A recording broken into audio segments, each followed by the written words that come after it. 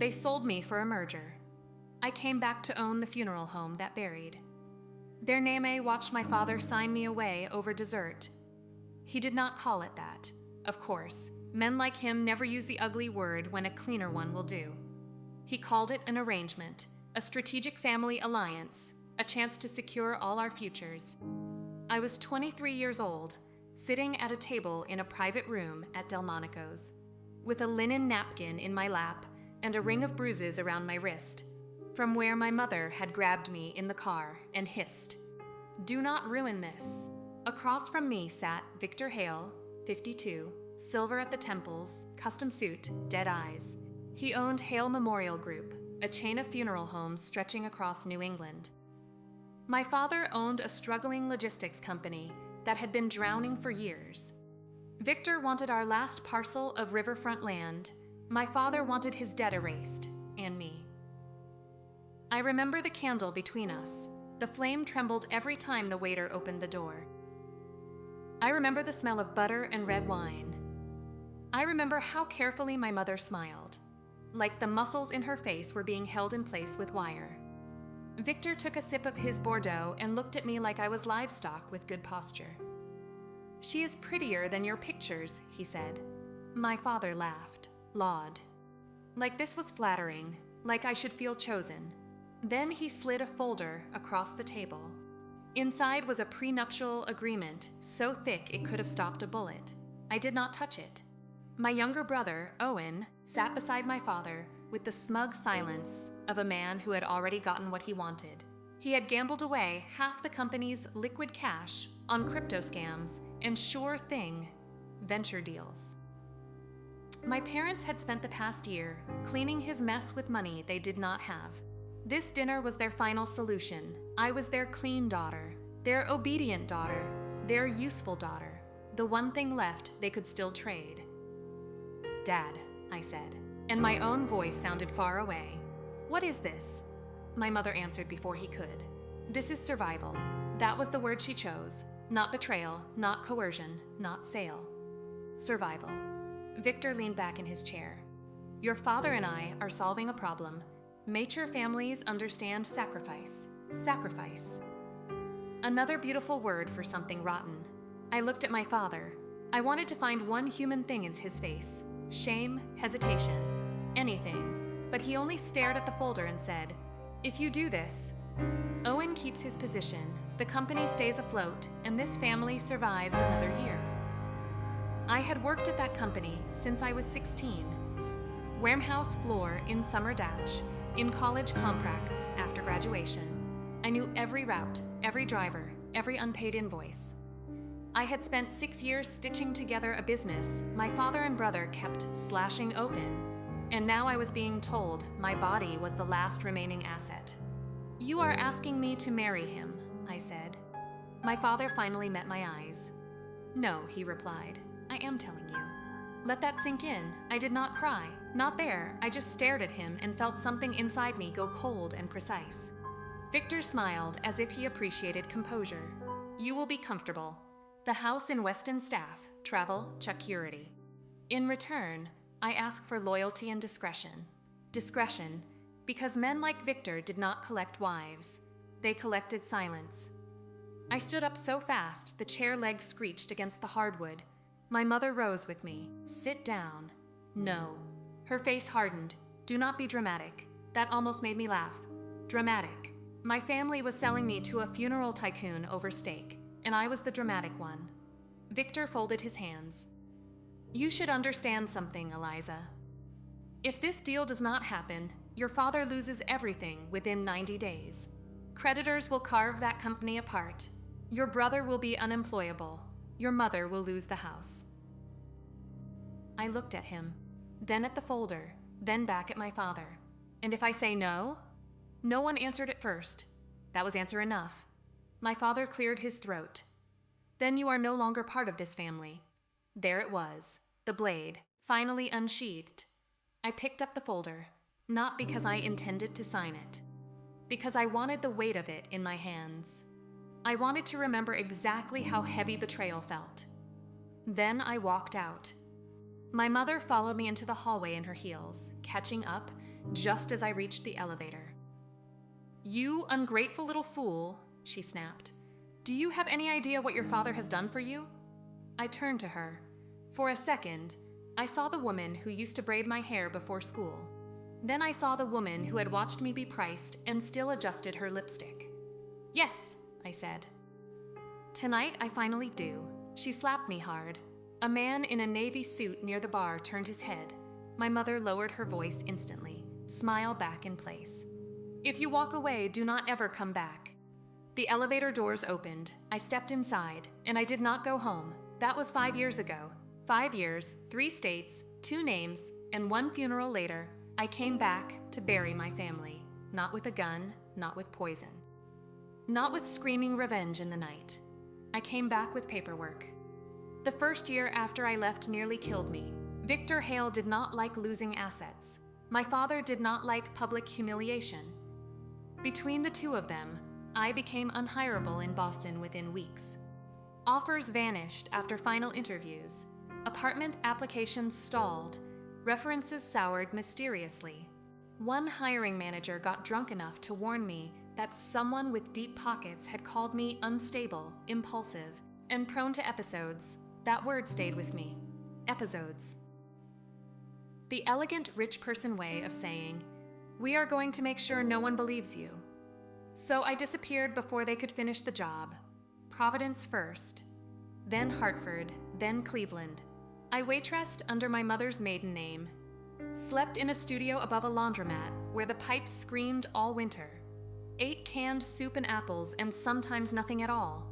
During the day, I applied for operations jobs. At night, I learned everything I could about estate law, debt acquisition, probate finance, and the funeral industry.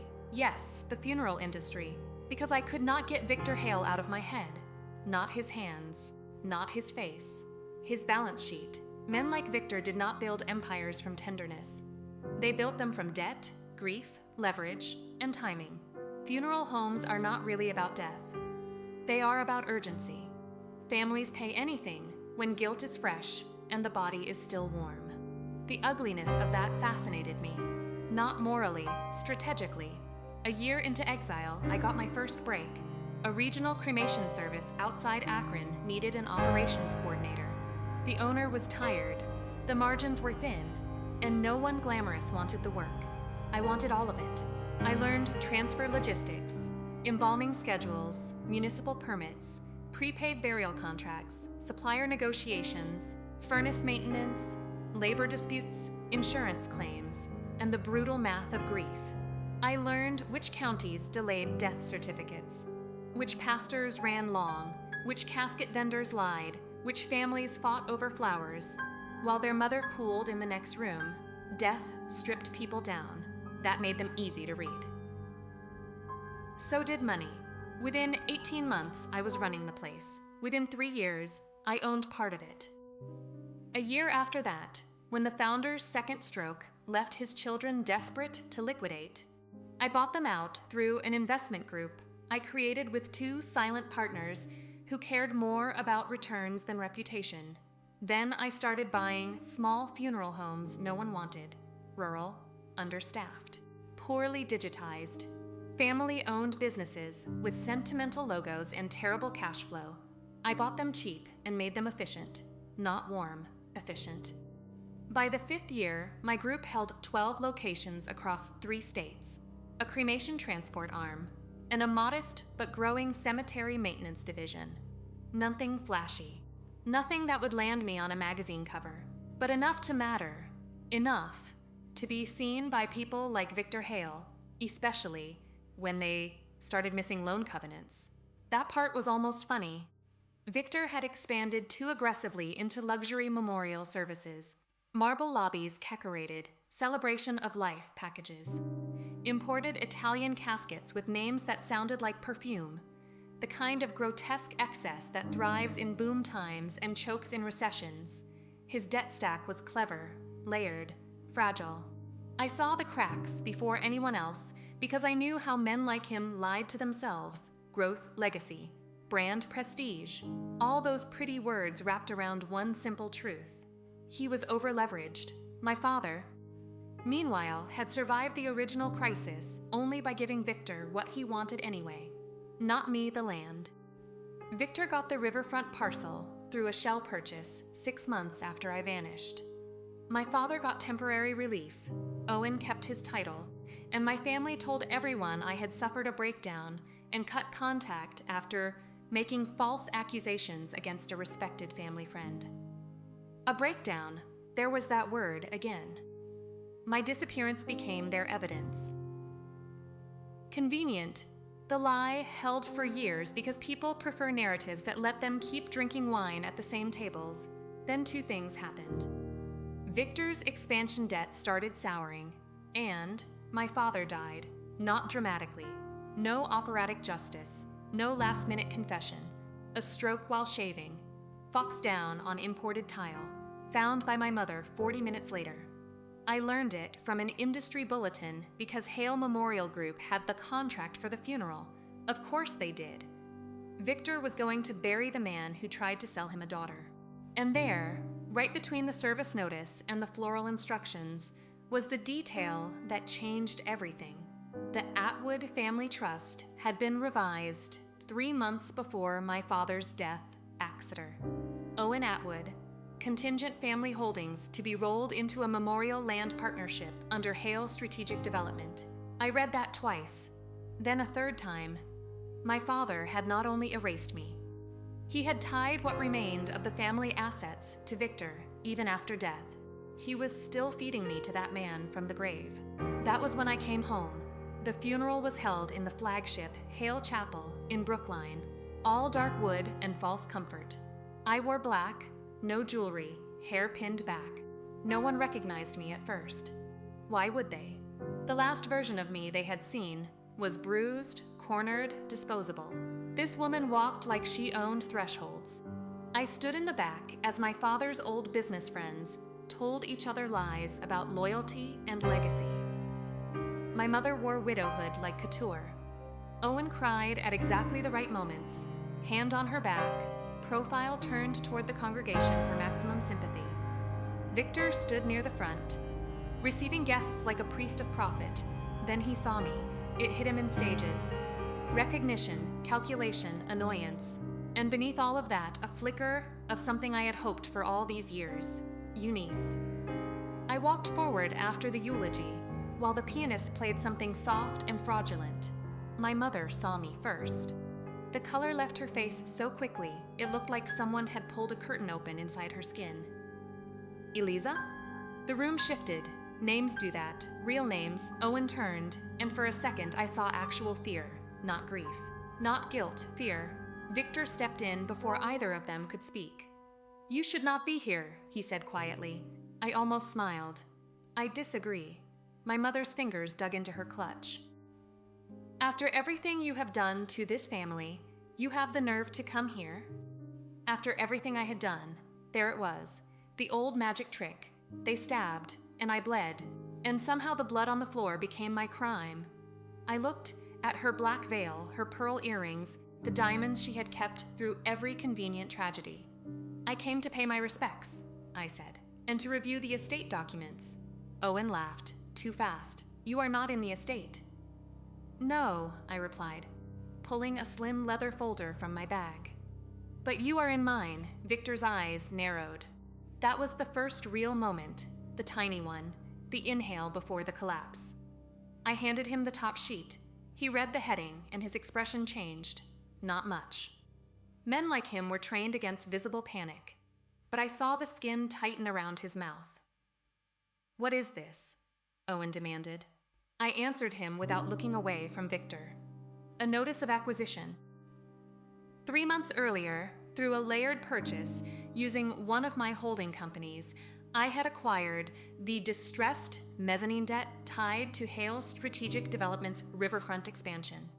The same expansion project using my father's old parcel, the same one cross-collateralized against 2 Hale properties, 1 insurance reserve account, and the Memorial Land Partnership Owen had just inherited into. Let that sink in. My father died believing he had shut me out forever. Instead, his final betrayal delivered my brother directly into my hands, Owen snatched the papers and scanned them like force could make legal language disappear. This is bullshit. Victor's voice came out low and dangerous. Not here. I tilted my head. Why not here? Your firm has made a fortune monetizing grief in public. It feels appropriate. My mother looked between us, finally sensing the shape of something larger than family drama. Victor. He ignored her. Wise. Because this had stopped being about comfort the second I walked in. I own the debt tranche that controls your extension rights, I said. Your covenant waiver expires tomorrow at noon. I will not renew. Owen's face emptied. He did not understand the mechanics, only the consequence. That was enough. Victor did understand, which was why his right hand had gone still at his side. You think this is revenge, he said. No, I replied. I think this is timing. He stepped closer. Name your number. There was the man I remembered. No apology, no shame. Just a market response. I leaned in enough that only he could hear my next words. You once asked for loyalty and discretion in exchange for comfort. His jaw tightened. I am giving you neither. Then I stepped back and raised my voice just enough for nearby mourners to hear. Since Hale Strategic Development is now in technical default, all associated partnership distributions are frozen pending enforcement. My mother blinked. What does that mean? I turned to her. It means the house is no longer protected. The silence that followed felt holy, not because it was pure, because it was absolute. Owen's lips parted. Mom, do not listen to her. I pulled out the next document county record. Lien filing, emergency injunction. It also means, I continued, that any attempt to transfer or shield family assets after this moment will qualify as fraudulent conveyance. My mother looked at Owen, then Victor, then back at me. For the first time in my life, she saw the room from my side. No husband to hide behind, no script, no elegant word for what was happening, just the truth. She swayed slightly. Victor caught her elbow without taking his eyes off me. He was still trying to solve the board, still calculating exits. That was the part I admired about monsters. Even cornered, they stayed professional. Come to my office tomorrow, he said. We will settle this privately. I smiled then, small cold. No. And because I wanted him to feel it the way I had felt it 5 years earlier, publicly, and with no room left to breathe, I added, you do not tell me where to sit anymore. I turned and walked out while the funeral reception collapsed behind me. Not metaphorically, actually collapsed. Voices, questions, someone dropping a glass, Owen shouting my name. My mother calling after me in a tone I had not heard since childhood, that desperate maternal register she only used when the loss was finally real. I did not stop. That afternoon, my lawyers triggered the enforcement chain. Victor tried everything: emergency negotiations, political favors, bridge financing, yet threats through third parties. One pathetic attempt to smear my mental health again. That last move died quickly when my team leaked the audio of a senior Hale executive referring to the Atwood girl as a biological bargaining chip. Old recordings beautifully authenticated. The story spread like gasoline finding flame, not everywhere, just in the places that mattered. Trade journals, private lenders, the kind of journalism rich people actually fear. Suddenly, Victor was not a visionary operator. He was a predatory old man with liquidity problems and a documented history of coercive conduct. Credit tightened. Partners stepped back. The insurer demanded additional reserves. Then one cemetery groundskeeper filed a labor complaint, followed by 2 embalmers and a finance manager. When rot becomes visible, everyone starts pointing at the smell. Within 6 weeks, Hale Memorial Group was carved up in pieces. I bought 3 locations I wanted and let vultures take the rest. The flagship chapel where my father's funeral had been held closed for restructuring before reopening under my company's name 8 months later. I kept the stained glass. Everything else I changed. As for my family, the dark part is not what happened to them. The dark part is what I chose not to do. I could have sent money to my mother when the house sold at auction. I could have helped Owen when his wife left and the gambling debts resurfaced. I could have answered the calls, met for coffee, allowed tears to perform their usual cheap miracle. I did none of that. My mother moved into a luxury senior rental for 6 months, then out again when the funds ran dry. Last I heard, she was sharing a condominium in Naples with a divorced woman she used to mock for aging without dignity. Owen bounced between consulting lies and real unemployment until no one credible would hire him. He drives for a delivery app now under an abbreviated last name and still wears expensive loafers with worn soles. Like denial can survive contact with pavement, Victor lasted longer.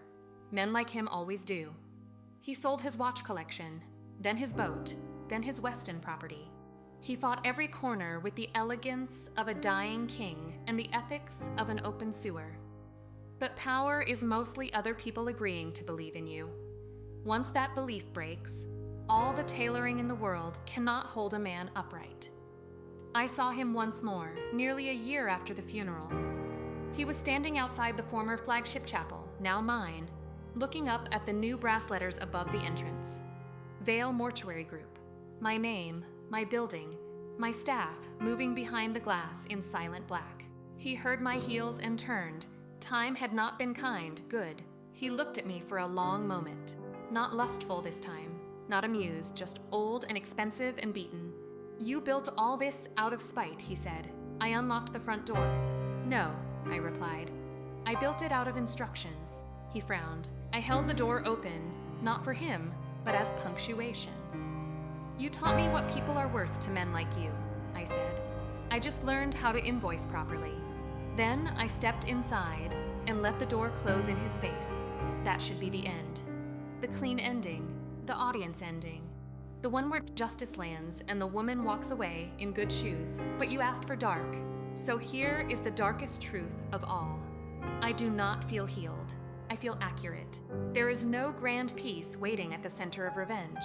No choir, no sunrise, no warm hand on your shoulder telling you the child inside has finally been comforted. That child is gone. What remains is someone sharper. Someone who understands that family can be a cartel with better holiday photos. Someone who knows grief is a business. Loyalty is often a threat disguised as duty. And love without protections is just a story weak people tell themselves before the sale. Sometimes, late at night, I think about that dinner at Delmonico's. The candle, the wine, my father's laugh, my mother's smile held together by force, Victor's eyes on me like evaluation. Then I think about the chapel now, my chapel. The hush of the arrangement room, the polished floors, the contract signed under my terms. The families I serve with impeccable efficiency, the margins, the scale, the permanence. My father wanted to trade me into the death business. In the end, he got his wish. I own it. And every time one of those old Boston names comes through my doors, asking for privacy, respect, and premium discretion, I make sure they receive exactly what they can afford. Nothing more. That is the thing about burial. Everybody goes down. Some of us just get to choose the box.